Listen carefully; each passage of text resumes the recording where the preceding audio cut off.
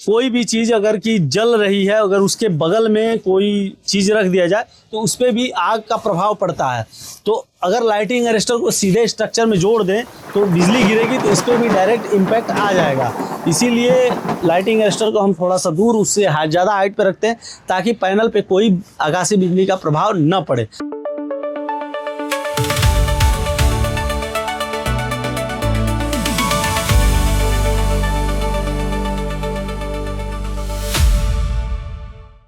नमस्कार, अन्य green energy के यूट्यूब चैनल में आप सभी का स्वागत है। मैं इस समय हूँ कर्मी गांव में। ये बाबतपुर एयरपोर्ट के एकदम पास का गांव है और अक्सर यहाँ से फ्लाइट उड़ते हुए देखी जाती है। मतलब जो लोग हवाई जहाज को देखना पसंद करते हैं या देखना चाहते हैं वो यहाँ इस गांव से आसानी से देख सकते हैं। और ये बनारस का एक शहर है, बाबतपुर हवाई अड्डा। यहाँ पे भैया के यहाँ आने का पर्पज पीछे ऊपर में देख सकते हैं, सोलर पैनल लगा हुआ है।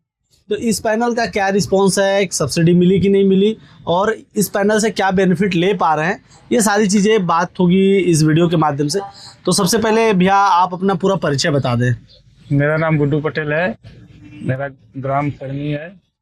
अच्छा भैया, ये बताइए कि गांव है ये गांव या शहर है? गांव है। ये गांव है। तो गांव में ऑन ग्रिड सोलर सिस्टम लगवाना, मतलब लोग तो सोचते हैं ऑन ग्रिड सोलर सिस्टम शहर के लिए है, फिर आपने गांव के लिए क्यों चुना? नहीं, हमारा जो बिल जिस हिसाब से आ रहा था इसी हिसाब से हम लोग लगवाए अपना। बिल ज्यादा। लाइट कितनी रहती है यहाँ? लाइट 24 घंटा रहता है। मेन चीज यही है कि गांव हो या शहर हो, लाइट बिजली की उपलब्धता कितनी है। अगर बिजली 20 से 22 घंटे या 24 घंटे लाइट है तो फिर आप ऑन ग्रिड सोलर सिस्टम चुन सकते हैं, या उससे कम है तो फिर आपको हाइब्रिड चुनना पड़ता है। अच्छा भैया, ये बताइए कि सोलर सिस्टम चुनते समय क्या क्या आपने सोचा था और कि क्या फायदा मिलेगा? फायदा का वही जो हमारा बिल आता वो जीरो हो जाए। कितना बिल आता था आपका? हमारा 1800 रुपये लमसम। 1800 आता था। तो 1800 रुपये लगता था कि कुछ जा रहा है। महीने का एक फिक्स खर्च है और समय के साथ इक्विपमेंट और बढ़ने ही वाले हैं। बढ़ेगा ही हमारा, जब अथवा हो जाएगा ऊपर वाला हिस्सा बनेगा तो बढ़ेगा, फिर बढ़ने लगेगा। वो 1800 से कम 3000 हो जाएगा, पता नहीं चलेगा। सोलर लगाने के बाद क्या फर्क महसूस हुआ अभी तक आपको? अच्छा हुआ। क्या मिला आपको? बढ़िया लगा, सही है। कितना बिजली बिल में कमी आई? क्योंकि भी हमारा जीरो लमसम है। Lump sum zero.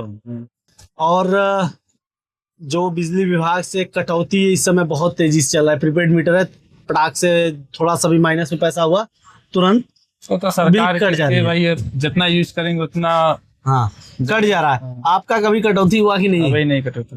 मतलब आपका सही तरीके से चल रहा है इसमें। अच्छा ये बताइए, अन्य ग्रीन के बारे में कैसे पता चला? वो प्रशांत जी है, उन्हीं के बारे में चला है। प्रशांत जी के थ्रू, और फिर उसके बाद आपने लगवाया। अच्छा, लगवाने का प्रोसीजर क्या रहा, थोड़ा बताइए। कैसे सोलर सिस्टम लगवाते हैं, मतलब कैसे आपने किसी से बात किया? कंपनी में गए? कंपनी में नहीं गए थे, मतलब एक हमारा दोस्त है, वो अभिषेक है। हाँ, उसी के साथ में प्रशांत रहते हैं, हम लोग साथ में उठना बैठना रहता है। हाँ, तो वो प्रशांत जी से बोले आप? डायरेक्ट हमारा प्रशांत जी से बात हुआ और वो लोग डायरेक्ट आपके घर पे आ गए? हम लोग कभी ऑफिस जाना हुआ? सोलर सिस्टम लेते? नहीं, ऑफिस सब कुछ घर से ही करा लिया? घर से।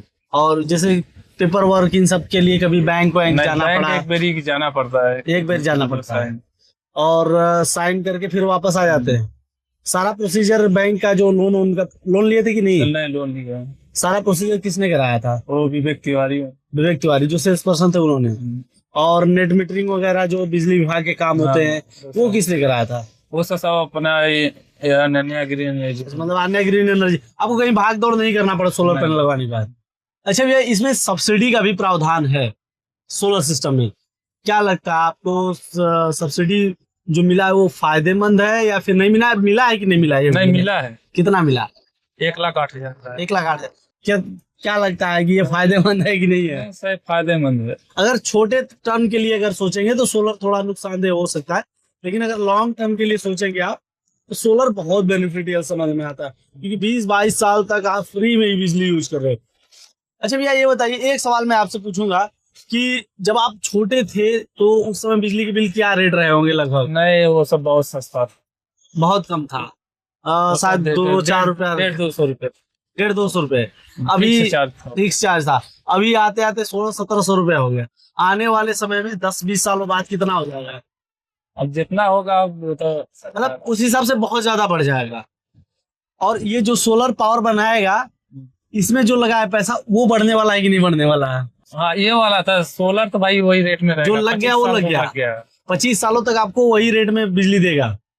अब बिजली बिल बढ़ेगा तो फिर ना वो भाई सरकार की। वो तो सरकार की स्कीम है। तो मतलब आपका फायदा जो आज हो रहा है इस उससे समय कहीं जो- ज्यादा आगे होने लगेगा। तो मतलब जो लोग अभी भी संकोच कर रहे हैं सोलर लगवाने के बारे में और सोच रहे हैं कि अभी भी सोलर महंगा है, उनके लिए क्या कहना चाहेंगे आप? वही चाहिएगा, लगवा लिए, सबसे बढ़िया पड़ेगा।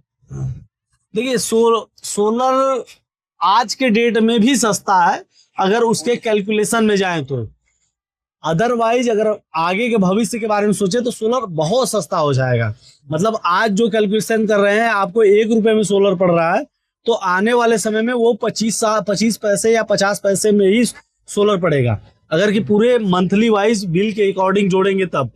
वैसे अगर एक दिन के हिसाब से, एक महीने के हिसाब से जोड़ेंगे, सोलर बहुत महंगा है। अगर एक महीने के हिसाब से जोड़ रहे हैं कि मेरा महीने का बिल 1700 आ रहा है, 72,000 का है, तो उस हिसाब से जोड़ेंगे तो आप सोलर सिस्टम को उस हिसाब से जज नहीं कर सकते, क्योंकि सोलर सिस्टम 25 सालों तक आपको सर्विस देने वाला है। तो उसके सर्विस टेन्योर के हिसाब से अगर कैलकुलेट करेंगे तो आपको सोलर बहुत सस्ता पड़ेगा। उसके ऊपर से सरकार प्रमोट भी कर रही है, सब्सिडी भी दे रही है, जिसका बेनिफिट आपको आसानी से मिल जा रहा है।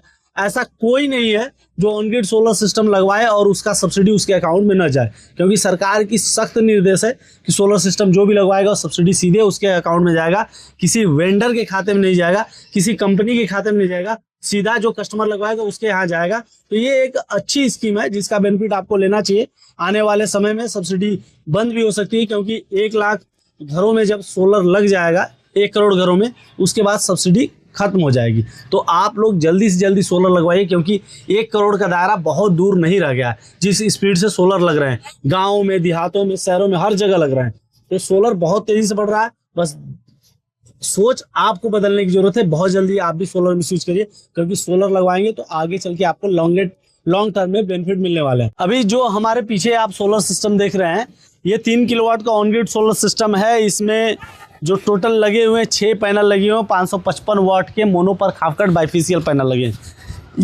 ये 6 पैनल लगभग अगर देखा जाए तो 3200 से समथिंग ऊपर वाट के पैनल हो जाते हैं, और ये 3 किलोवाट के लिए लगते हैं, और इसमें 1,08,000 की सब्सिडी भी मिलती है।